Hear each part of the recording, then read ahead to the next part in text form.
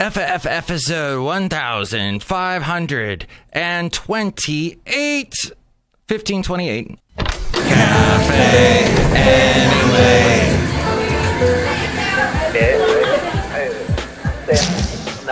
Mike's Daily Podcast. Mike is fuming today. Mike is mad on this Friday. Whoever was here last night left the place in a frickin' mess. They took they messed up my headphones. They left all the monitors on this one stage. They just left it a mess. It was just very inconsiderate, the person that was here last night. Mike's Daily Podcast. I'm talking about here at Café Anyway. Anyway. They made a mess of things on Mike's Daily Podcast Thursday night, and some people don't care about the next person, and I can tell you that I am not someone who likes to be fun, and I am always a mean guy, and I complain a lot, and that's why my name is Mark Gotti. Who is Mark Gotti? Mike's Daily Podcast. I'll look that up right now on the internet super fast. No, I'm not. Mark Gotti. Mike's Oh, it's nobody. Daily Apparently, Podcast. they live in Minnesota and they're 75. Oh wait, no, there's a guy on Twitter that likes to show off his chest, and he looks like a rapper type. Yo, it's Mark Gotti in the house. That was did you like that? No? You're indifferent. Okay. Thank you. Look who just walked in here. So many people today at Café Anyway walking in. I can't keep track. Oh gosh. Right now. Hello, Michael Master. It's Madame Rootabega. What a week. Yes, this first week of 2018. I'm still saying Happy New Year to people because I'm nice. And I wish Happy New Year's to everyone. Look who else walked in. Hello there, Mike. This is Valentino, the parking attendant. And this is Bison Bentley. Do you know that?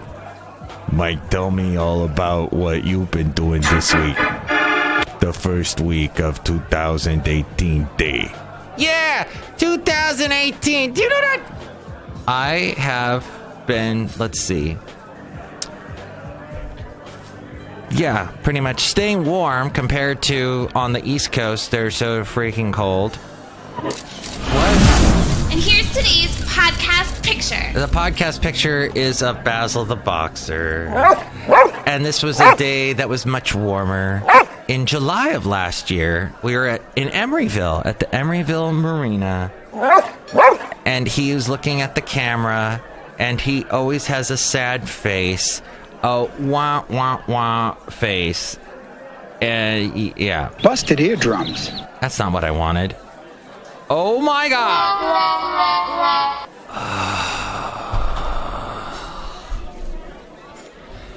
I will get it together. Something will work for me. Some button I press will actually work for me. We had a show this week called Button. We also had a show this week called Fans.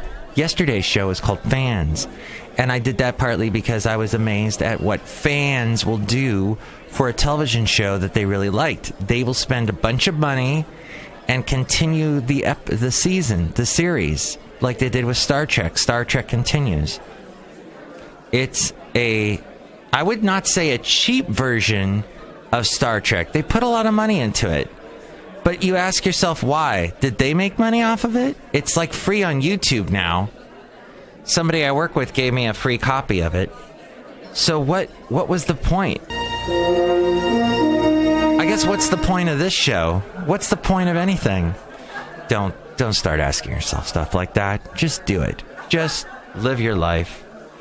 And what makes you happy, do it. Well, don't kill people. Don't do that. But other stuff, do it. Do it! Go out and have a great weekend. Just do it! Thank you, Shia. Hey, so, what's her name? Not Megan Kelly. Megan Ryan? Megan The really hot one that was hot for about a year or so back, about 10, 15 years ago when Transformers came out. And she ended up being in a movie called This Is 40.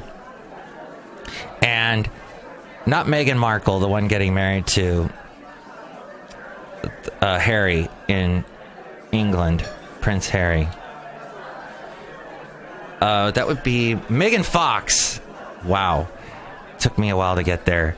She was in This Is 40, and Triumph the Insult Dog interviewed her and made some comment about, what is this? Seth MacFarlane did a fan. No. Seth MacFarlane did a... Scully, get us out of here. Emergency impulse power. Oh my gosh. Even Seth MacFarlane did a fan thing for Star Trek. Engage warp fire. He was like 14 or 15 years old. Talk about living the dream. And then that guy ended up in Enterprise, the Scott Bakula show, the Star Trek show, and he was just like a side character, but he showed up in like 3 episodes. I counted. So that's what fans will do. So Triumph the Insult Dog was insulting away Megan Fox. And made... Well, that wasn't the funniest part. The funniest part was him talking to Judd Apatow, who directed This Is 40, and has another movie called 40-Year-Old Virgin. And the joke about Judd Apatow is that he cannot edit his movies. He doesn't know how. And so Triumph, played by Robert Smigel, who is in This Is 40, by the way. So he's doing that Triumph the dog with the cigar, and dogs like this, and he is always insulting people. And he says to Judd Apatow, hey, what was your last movie called? This movie is 40. Oh, you have 40-Year-Old Virgin. This Is 40. And I think your last movie was called This Movie Is 40 Minutes Too Long. And he goes, hey, Judd, there's this thing in Final Cut editing software that's called editing software, where you can edit the movie and chop things out. And Judd Apatow goes, but Triumph, film is expensive, so I just try and use all of it. And Triumph goes, oh, you are such a good Jewish boy.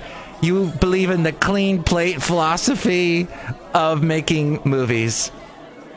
And it's, maybe I shouldn't have brought that up. Why? I thought it was interesting.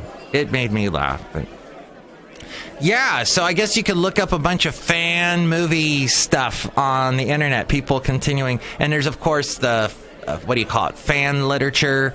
The people continuing books from books that they like. They continue writing the character. I almost did something like that, fan fiction.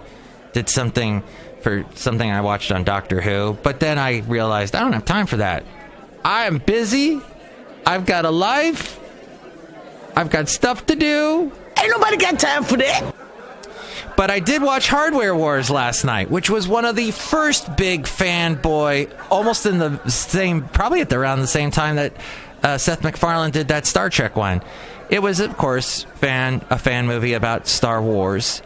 Only it was complete comedy, farce, Dadaism, crazy, like an iron flying through space, and an egg beater shooting they're all supposed to be spaceships.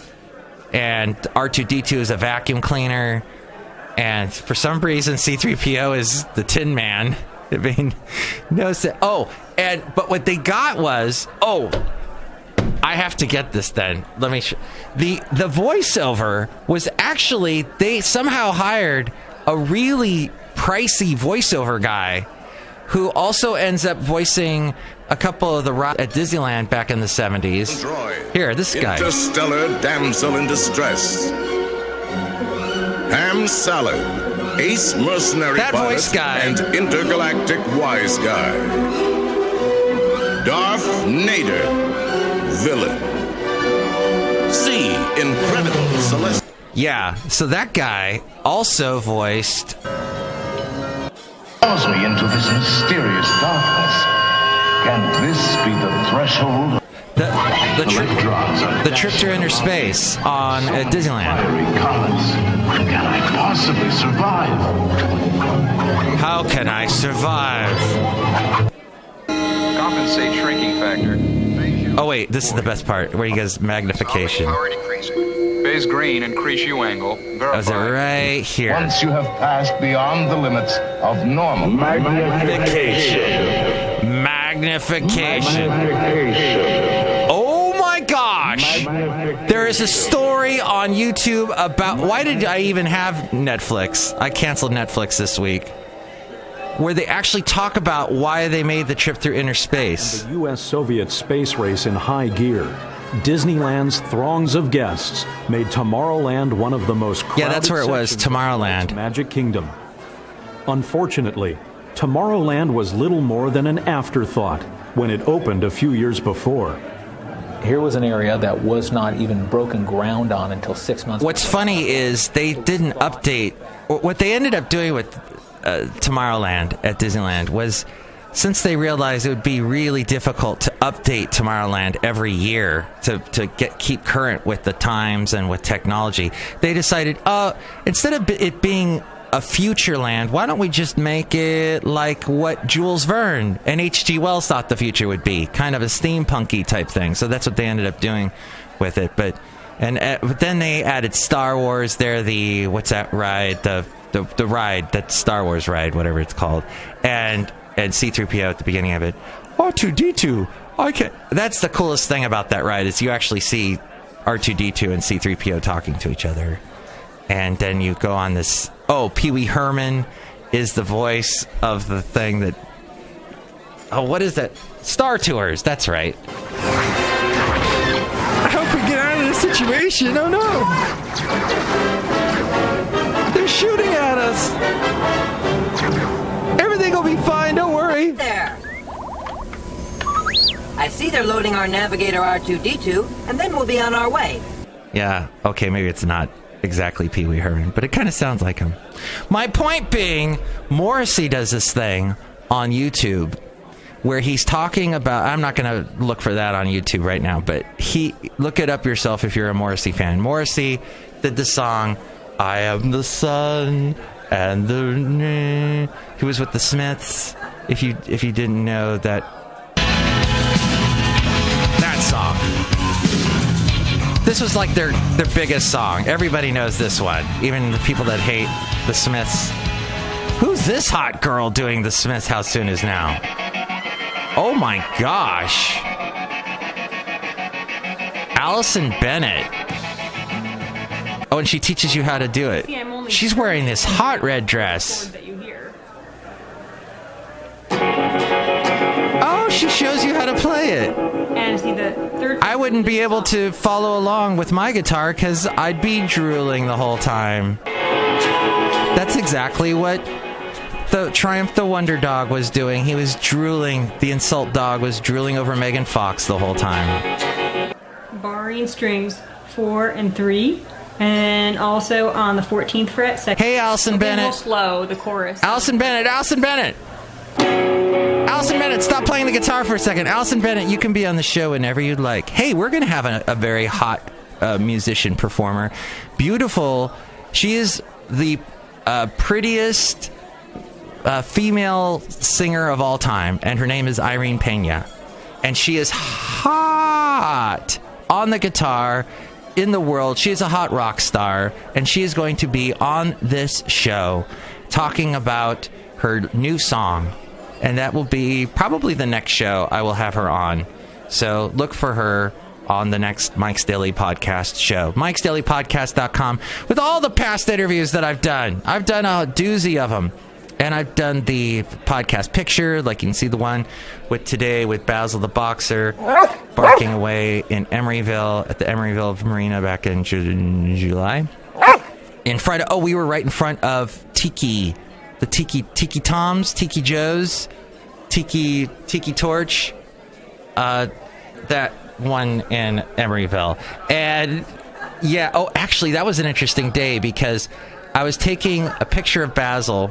Trader Vic's is the name of it. And as I was taking a picture of Basil, a very pretty waitress from Trader Vic's was walking by, and she took a picture of me. And I looked at her, and she goes, "Yeah, I just took a picture of you." And I went, "Oh." She goes, "I'm going to text it to you right now. What's your phone number?" And I thought perhaps this was going to maybe, lead to something, and Mike wouldn't be lonely. Machi. And, she was pretty. Wowie, wow, wow, wow. But nothing came of that. Oh, well. Wow.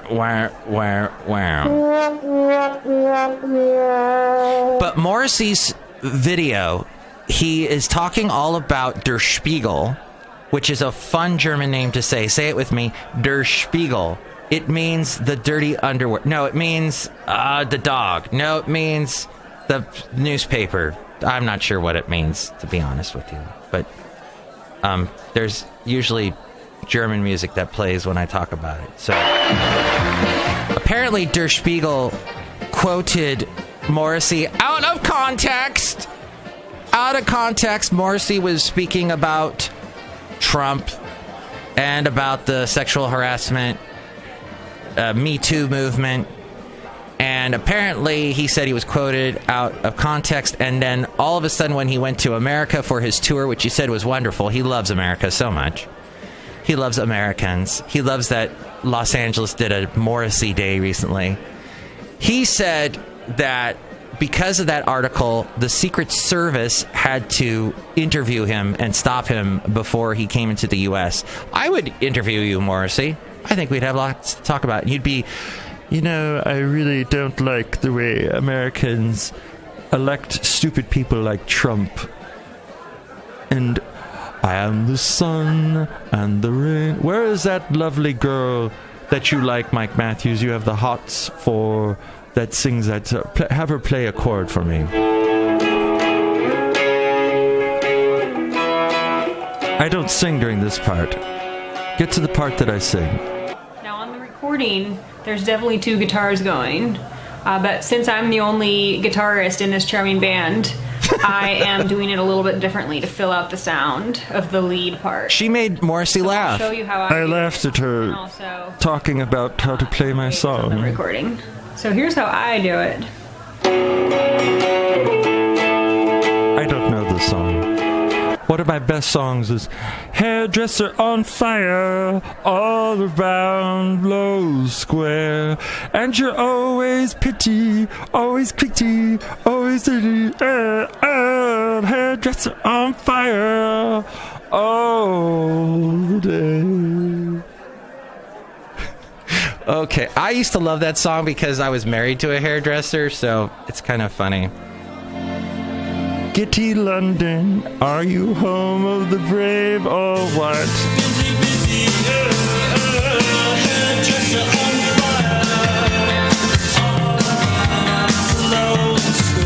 Sloan Square.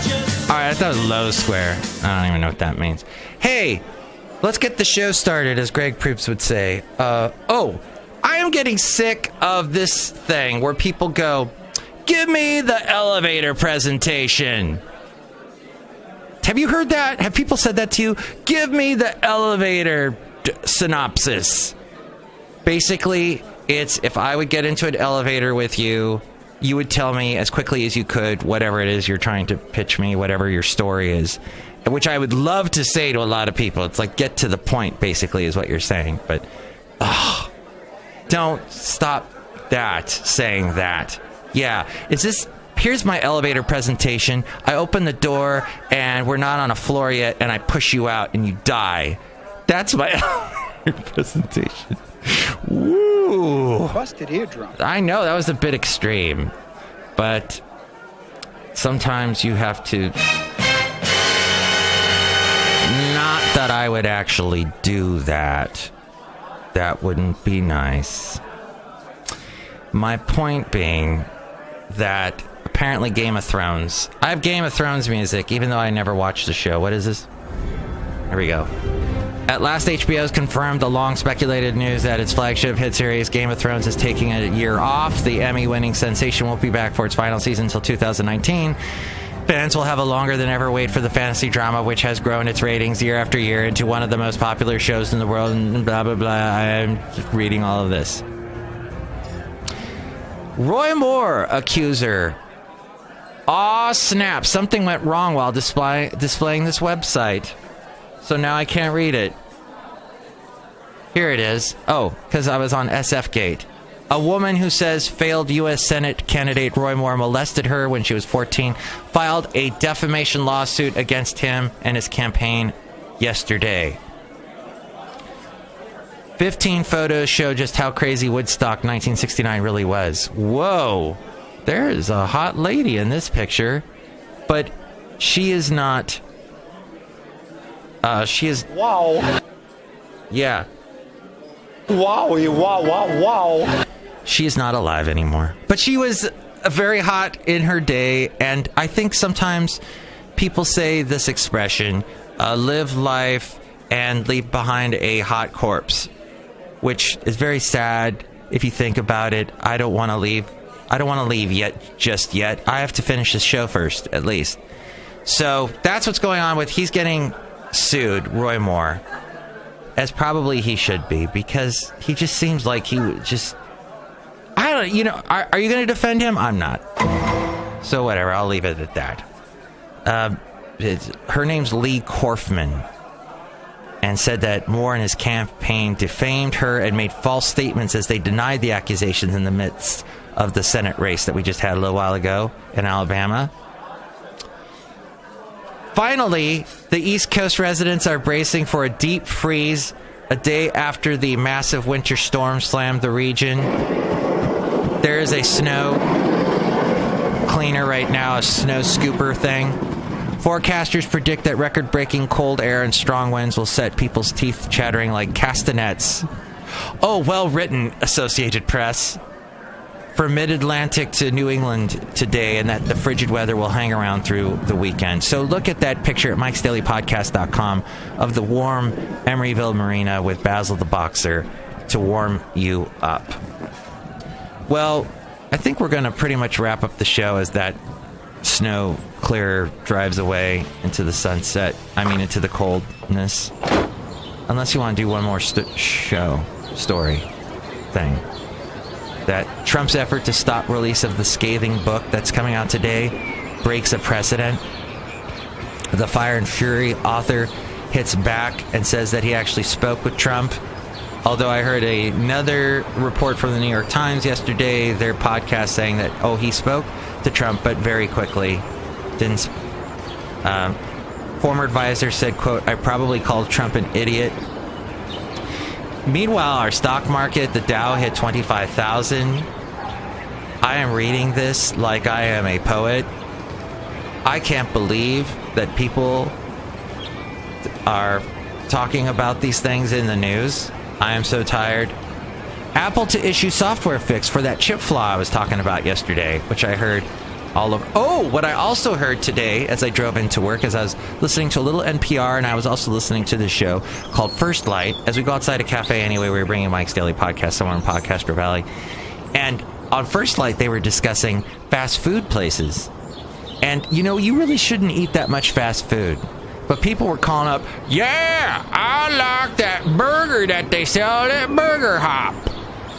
It's lettuce, tomato, mustard, mayonnaise.